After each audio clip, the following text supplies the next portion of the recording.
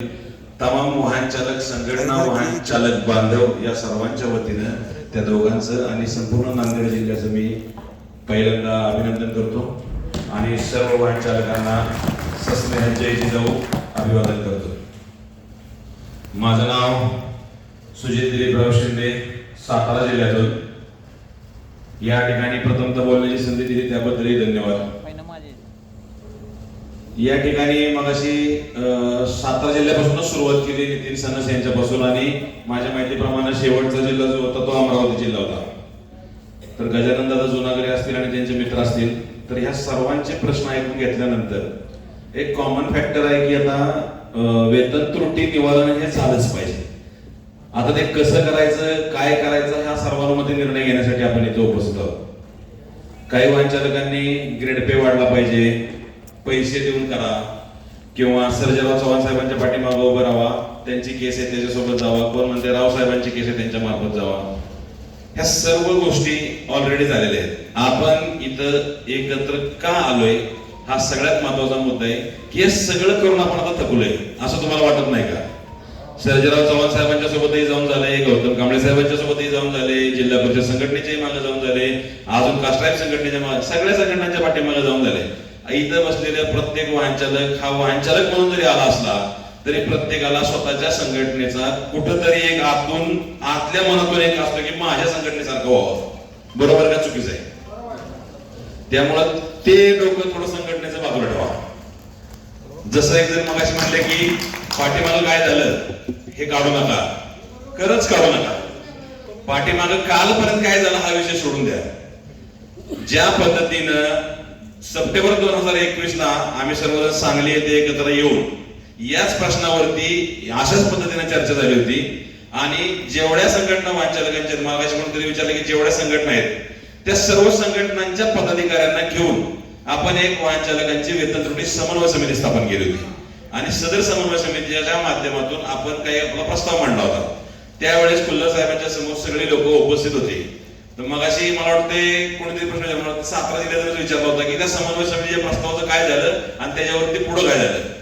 तर आता आलेल्या चर्चेतून जो सूर आहे, कुणाचा अभ्यास किती, कुणाचं काय हा विषय, वाहन चालकांना जर एवढं कळत असतं तर ते वाहन चालक कशाला राहिले असते, डायरेक्ट इंजिनियर झाले असते ना. सगळ्याच गोष्टी ड्रायव्हरला समजत नाहीत. आमच्यासारखे काही 4 लोकांना समजतात, ते कोर्टात गेले आणि ते तुम्हाला मार्गदर्शन करतात की एवढंच काय ते.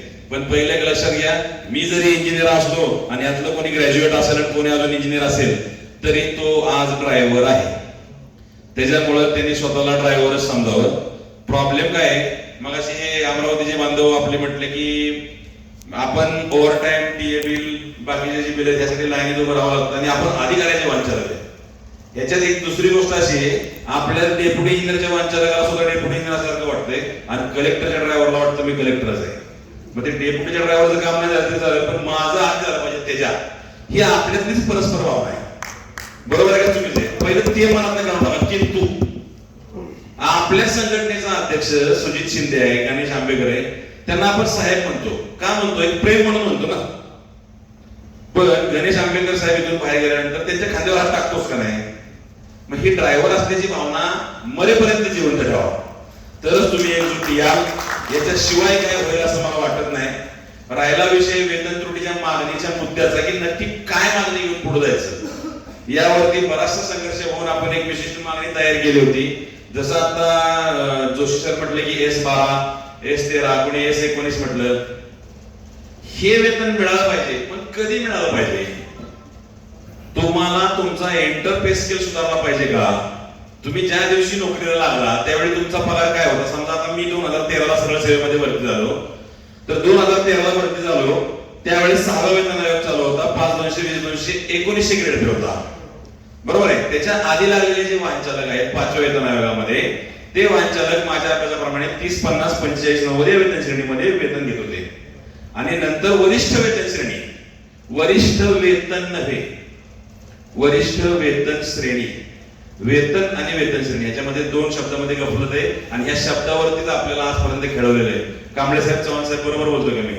म्हणजे आता ह्या सर्जेराव चव्हाण साहेब असतील सेवानिवृत्त झाले तरी पण कोर्टामध्ये माहिती अधिकाराच्या माध्यमातून मंत्रालयामध्ये काम करतायत.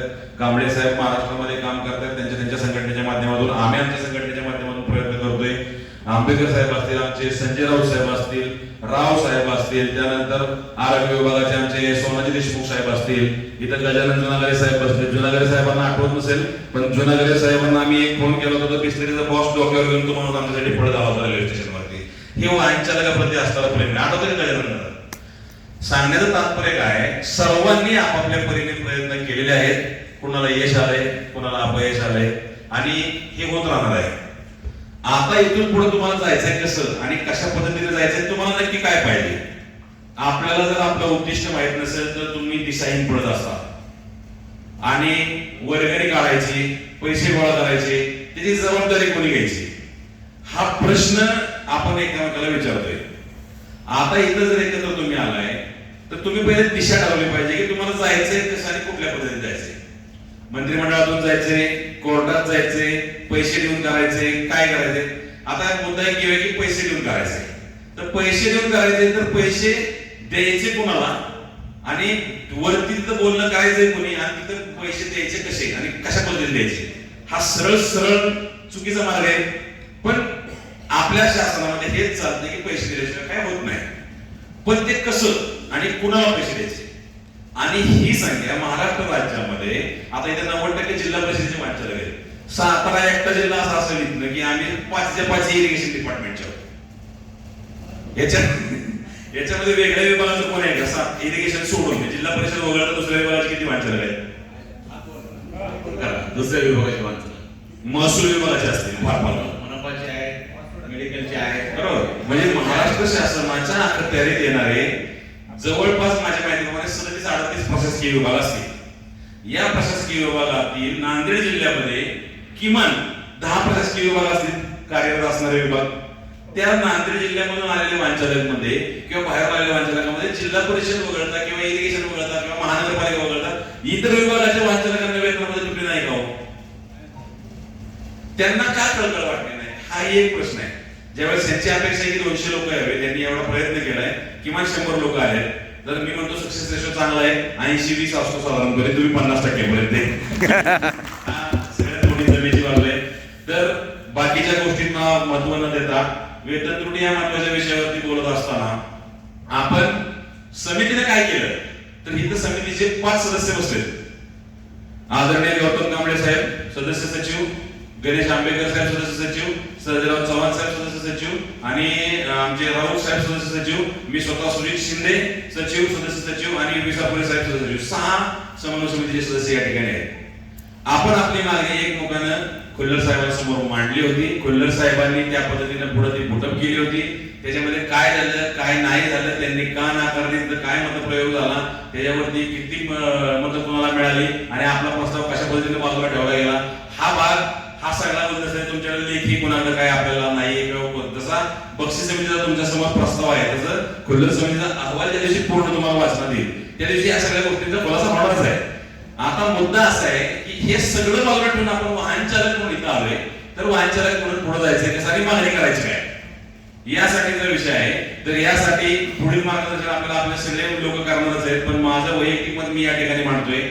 सगळ्यात महत्वाचा मुद्दा असा आहे, वेतन त्रुटी निवारणाचा सगळ्यात महत्वाचा आणि अत्यंत जबाबदारीने मी बोलतोय की हे सगळ्यात महत्वाचा शासन निर्णय जर कोणता असेल तर 3 ऑगस्ट 2001 चा शासन निर्णय आहे.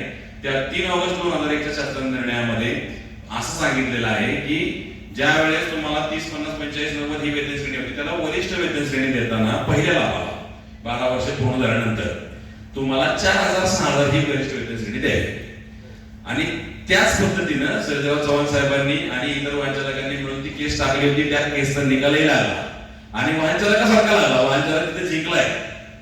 पण त्या याच्यामध्ये एक मेक मारून ठेवली की आता वाहनचालकाच्या वरिष्ठ वेतन श्रेणीमध्ये 4,000-6,000 अशी सुधारणा झाल्याने वाहनचालकाची वेतन निश्चिती करताना 22 एप्रिल 2009 वित्त विभागाच्या अधिसूचनेतील कलम 14.3 नुसार करावी. आणि त्यामध्ये कलम 14.3 काय सांगते, तर तुमच्या ग्रेड वेतनामध्ये 200 रुपये ग्रेड वेतन द्यावं. आता याच पद्धतीने पुढे जात असताना आपण 5व्या वेतन आयोगातून 6व्या वेतन आयोगामध्ये गेलो. जो 30, 50, 45, 90 वाहनचालक होता तो 1900 ग्रेड पे मध्ये बसला आणि वरिष्ठ वेतन श्रेणी देताना तुम्हाला 200 रुपये ग्रेड पे वाढवून दिले 6व्या वेतन आयोगामध्ये. तो 1900 चा 2150 झाला. आता हा भागामध्ये दोन प्रकार आहेत. मी हे का सांगतोय, तुम्ही सगळे जिल्हा परिषदेचे वाहन चालक आहात, त्यामुळे मॅक्सिमम मतप्रवाह हा असा झाला की तिथं तुम्हाला 2150 मिळाला, शासकीय आणि निमशासकीय. आम्ही इरिगेशन डिपार्टमेंटचे 5 वाहन चालक आहोत. त्याच्यामध्ये मी शासनामध्ये नोकरी करतो आणि ही बाकीची निमशासकीय मध्ये करतो. म्हणजे काय, मी मॅनेजमेंट डिव्हिजनला काम करतो आणि ही जी 4 लोक आहेत आमची, ती प्रकल्पावरती काम करतात. मग प्रकल्पावरती काम करणारा माणूस हा कृष्णा खोरे विकास महामंडळाच्या अखत्यारीत येतो आमच्या जिल्ह्यामध्ये. तुमच्या जिल्ह्यामध्ये महामंडळ वेगळं असेल, त्यांना मिळणारा अधिकारिक पत्ता ह्या सगळ्या गोष्टींना तुम्हाला लगेच पैसे उपलब्ध असतात. आम्हाला मिळणारा अधिकारिक पत्त्यासाठी 03 हा सेपरेट हेड असतो आणि ते हेडवर पैसे येतात.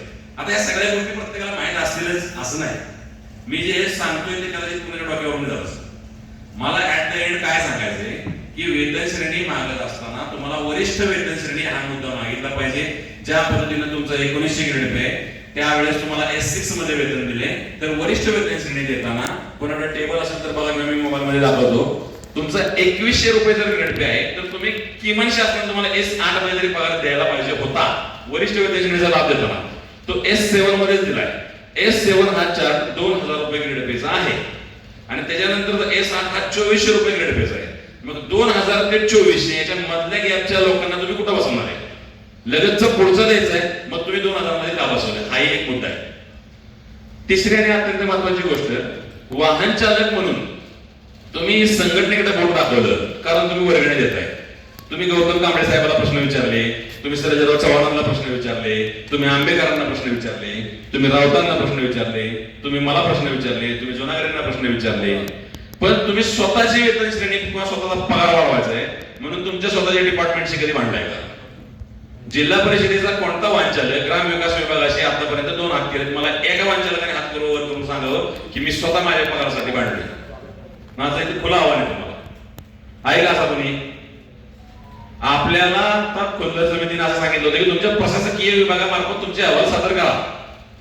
मग आपण ज्यावेळेस प्रशासकीय विभागाला सादर केला, पहिली गोष्ट तुम्ही प्रशासकीय विभागाला तुमचं म्हणणं सादर केलंय का? आणि जर केलं असेल तर तुमच्या प्रशासकीय विभागानं खुल्ल साहेबांसमोर ते नेलंय का? हे तरी आपण आपल्या प्रशासकीय विभागाला विचारणार आहे का? ज्यावेळेस कोर्टात केस घेऊन जातो तेव्हा तुमच्या विभागानं तुमच्या अन्याय केला असता तर कोर्टात या. गौतम कांबळे साहेबांनी 1000 लोकांच्या सह्या घेऊन कोर्टात गेले होते साहेब, तरी सुद्धा शासनाला फेटाळलं का? फेटाळलं? 1000 वाहनचालकाची किंमत नाही कोर्टाला. मुद्दा परत एकदा असा आहे, मगाशी टेस्टचा कोणीतरी प्रश्न उपस्थित केला, वाहन चालकाची निश्चित संख्या, तिथेही हाच प्रकार घडला. ज्या लोकांना वेतन त्रुटीचं निवारण झाले सगळ्यांच 90% लोकांचं असं मत की त्यांनी पैसे दिले करून घेतले. बरोबर? मग जर पैसे दिले करून घेतलं तर मग वाहन चालकांनी का नाही दिलं? आम्हाला बऱ्याच लोकांनी प्रश्न दिले, तुम्हाला काय झालं? तुम्ही पैसे दिले, आम्ही दिले असते ना पैसे. अरे वाहन चालकाची संख्या आम्ही म्हणतोय महाराष्ट्रात 4 ते 5000 आहे. काही लोकांचं म्हणणं आहे की ती 10,000 आहे, काहींचं म्हणणं आहे ती 15,000 आहे. अरे वाहन चालकाची संख्या मुळात सामान्य प्रशासनाला तरी माहिती आहे का? ती कशी माहिती असेल? सामान्य प्रशासनाकडे सध्या मंजूर पदसंख्या किती, रिक्त पदसंख्या किती आणि कार्यरत पदसंख्या किती, हा 4 ठरवायला त्यांच्याकडे डेस्क आहे का? तुमचं ऑपरेट करणार आहे कोण? मग सामान्य प्रशासनाला त्या सगळ्या विभागाला पत्र काढून विचारावं लागेल तुमच्याकडे वाहन चालकाची संख्या किती. जर समजा एखाद्याला पैसे द्यायचे असं धरून चला आपण की वाहन चालकाची संख्या लमसम 10,000 आहे महाराष्ट्रात. ओके, आज आपण निर्णय झाला पैसे देऊन आपण पुढे जायचं. मग 10,000 वाहन चालकांचे पैसे त्यांचे XY झेडची काय अमाऊंट करेल ती 10,000 भागिले 10,000 व्हावं ना. मग या 10,000 वाहन चालकाची जबाबदारी घ्यायला आपण 100 लोक जमलो इथं आता. म्हणजे एकावर किती लोकांची जबाबदारी आली? 100 लोकांची जबाबदारी आली. मग 100 लोकांची जबाबदारी कोण घेणार? आणि महाराष्ट्र राज्यातले कुठल्या पद्धतीने आपण मार्गक्रमण करणार आहे? समजा मी माझ्या सातारा जिल्ह्याची जबाबदारी घेतली, सातारा जिल्ह्यात 200 वाहन चालक आहेत, 200 तरी माझे आहेत का? कोण कास्ट्रांच्या विचाराचं आहे, कोण जिल्हा परिषदच्या संघटनेच्या विचाराचं आहे, कोण मंत्रालय संघटनेच्या विचाराचं आहे, कोण म्हणतो मला काही घेत नाही, मला पैसेच नको, मी आहे त्यात सुखी. अशी लोक आहेत तटस्थ भूमिका घेणारे. मग ह्याच्यावरती विचारमंथन करत असताना आपल्याला एका एंड पॉइंटला यायला पाहिजे की आपण कुठं चाललोय आणि मागणी काय. आता बऱ्याच गोष्टीची चर्चा झाल्यानंतर कोणाचा कोणता मुद्दा सोडत असेल तर मला सांगा. मी बऱ्यापैकी आता पुरणसिंग महाराजांनी सांगितलं की 1974 साली त्यांनी संघटना स्थापन केली आणि 1982 ला त्यांनी राज्याचा मेळावा घेऊन जवळपास 550 वाहन चालक एकत्र आले होते. 1986 ला 82 ला 550 वाहन चालक, किती मोठी अचिव्हमेंट आहे. मग ह्या सगळ्या गोष्टी करत असताना आपण कुठेतरी कमी पडतोय का? आणि उद्या जर समजा एखाद्या संघटनेने एल्गार केला की बाबा गौतम कांबळे साहेबांनी किंवा आंबेकरांनी केला असं समजून जाऊ आपण नांदेडमध्ये किंवा आंबेडकर साहेब संघटनेने एल्गार केला की आम्ही आज मुंडन आंदोलन करतोय, मग ते आम्ही कास्ट ड्रायव्हर म्हणणार नाही, ते गणेश आंबेडकर संघटनेने त्यांचं ते बघून घेतील का? तुम्ही ड्रायव्हर नाही? मग तुमच्यात कुठेतरी कोऑर्डिनेशन कमी पडते का? नेते आपल्यात आपण स्वतःला पुढारी म्हणून घेतो, पण आपण आपल्या संघटनेची डबडे वाजवतोय. अजून पण लक्षात ठेवा, माझी भाषा सातारी बरं का, तुम्हाला वाईट वाटेल. आम्ही आमची डबडे वाजवण्यातच मशगूल आहोत. आम्हाला आजही मी सुनील शिंदे बोलतोय, पण मी कुठल्या संघटनेचे ज्यांना माहिती आहे त्यांना माहिती आहे, पण ज्यांना माहित नाही का नाही ते म्हणणार काहीतरी वेगळं सांगते आणि ह्याच लाभ करते. हे असे वाटणारे आपलीच लोक आहेत. त्यामुळे हे सगळं तुमच्या डोक्यात बाजूला ठेवा. वाहन चालक म्हणून पुढे जायचं असेल तर आणि तरच तुमचा विजय होईल, अन्यथा तुम्हाला इथं थांबावं लागेल. 4थ्या आयोगापासून हे जो आले, 8व्या आयोगात तेच होणार आहे. यावरती जर तुम्हाला तोडगा काढायचा असेल तर एकमेव म्हणजे एकच पर्याय. तुम्ही मगाशी या बांधवाने सांगितलं नांदेडचे, तुमचं नाव विसरलो मी, राजा वगैरे, की तुम्ही कसं करताय आम्हाला माहित नाही, आम्हाला वेतन त्रुटी दुरुस्ती पाहिजे. आता आपल्याला सुवर्ण संधी होती, कोर्टात जायचा विचार करणार तर कोर्टाच्या आदेशानेच खुल्ल समितीची स्थापना झाली होती की एवढ्या केसेस पेंडिंग आहेत आणि शासनाने यावरती निर्णय घ्यावा, म्हणून वेतन त्रुटी निवारण समितीची स्थापना केली आणि त्या वेतन त्रुटी निवारण समितीने परत तुमच्यावर अन्यायच केलाय. म्हणजे आता गणेश आंबेडकरचं माझं भांडण झालंय आणि गणेश आंबेडकरांनी मला मारले आणि हे सगळं मिटवायला आम्ही परत गणेश आंबेडकरकडेच जायचंय का बाबा त्याला मार, हा प्रकार झाला. त्यामुळे आता हे न करता आपण काहीतरी वेगळी भूमिका घेतली पाहिजे. जे काय ठरेल आपण सर्वांमध्ये जी काही मागणी ठरेल, जी रास्त मागणी असेल, आमची मागणी अशीच होती की 3 ऑगस्ट 2001च्या शासन निर्णयानुसार 5व्या वेतन आयोगामध्ये वाहन चालकांना ज्या पद्धतीनं वरिष्ठ वेतन श्रेणी दिलेली आहे त्याच पद्धतीनं 6व्या वेतन आयोगामध्ये सुद्धा वाहन चालकाला सेवांतर्गत असणाऱ्या योजनेचा लाभ देताना वरिष्ठ वेतन श्रेणीचा लाभ द्यावा. मग असे बांधव म्हणले की ग्रेड पे वाढवला पाहिजे. ग्रेड पे वाढवून तुमची वेतन श्रेणी सुधारत नाही. तुम्ही 5,200, 20,200, 1900 ह्या 5,200, 20,200 हा पे बँड मध्येच राहताय शेवटपर्यंत, रिटायरमेंट पर्यंत. फक्त 1900, 2100, 2400 एवढंच होते तुमचं. मग जसं मग असे S12 म्हटले तसं तुम्हाला 9,300, 34,842 ही जी पेमेंट 2 आहे त्या पेमेंट 2 मध्ये तुम्हाला प्रथम लाभाला वरती दिलं पाहिजे असा एक सूर आहे आणि ती मागणी रास्ते असं माझं मत आहे. आणि त्याच्यानंतरची मागणी पेमेंट फ्री आहे. मग ती 5400 मागणी जी म्हणतो मला चर्चा झाली की 5400 ग्रेड पे कसा, तर तो 5400 ग्रेड पे असा आहे की 4200 नंतरचा जो पेमेंट आहे तो पेमेंट फ्री आहे, तो 5400 ग्रेड पेचा आहे. अशा पद्धतीने ते तर ती मागणी चुकीची होती. ही तर अगदी मान्य की तुम्ही क्लास 1ची मागताय, पगार मागताय, पण जिल्हा परिषदेची जर तुम्ही सगळे वाचायला गेले, तुमची ऑर्डर तुम्ही वाचली का तरी स्वतःची, तुमच्या स्वतःच्या ऑर्डर मध्ये जिल्हा परिषद वाहन चालकाच्या ऑर्डर, ग्रामविकास विभागाची ऑर्डर आहे, त्याच्यामध्ये असं म्हणलं जिल्हा तांत्रिक सेवा वर्ग 3 दुय्यम अभियांत्रिकी. याचा अर्थ काय, तर तुम्ही दुय्यम अभियांत्रिकी म्हणजे असिस्टंट इंजिनियरच्या लेवलला आहे तुम्ही. थोडक्यात म्हणजे तुम्हाला शासन काय मागते, रिक्रुटमेंट रूल काय सांगतो, 7वीवरती वाहन चालक भरला जातो, बरोबर. ड्रायव्हरला आरटीओ लायसन्स देते का 10वी पास असल्याशिवाय?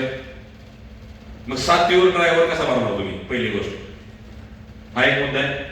दुसरा मुद्दा असा आहे की तुम्ही 10वीवरती लायसन्स घेऊन गेल्यानंतर तुम्हाला शासन असं म्हणते की तुम्हाला वाहन चालवण्याचा अनुभव पाहिजे आणि अवजड वाहन चालवण्याचा अनुभव पाहिजे 5 वर्षाचा.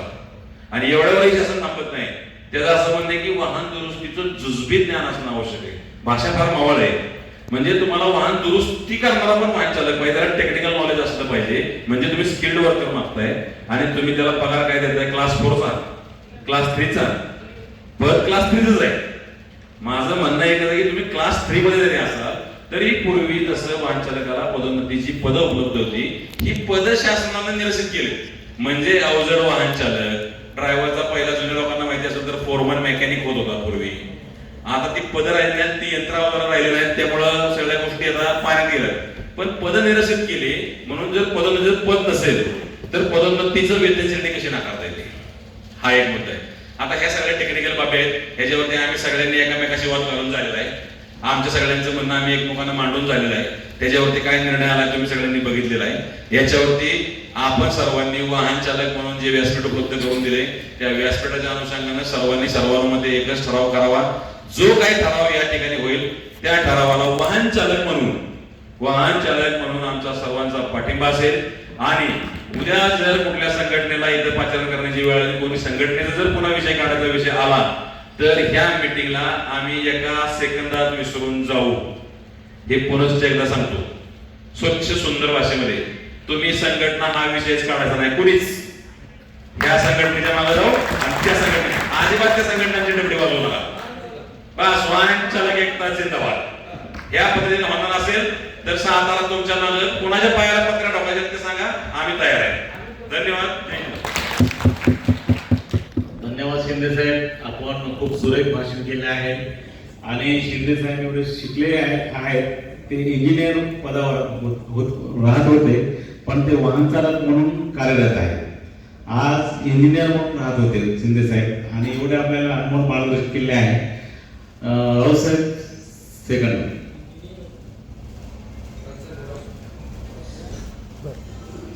अनिल शिला साहेब ठाणे जिल्हा बोला. वाहन चालक.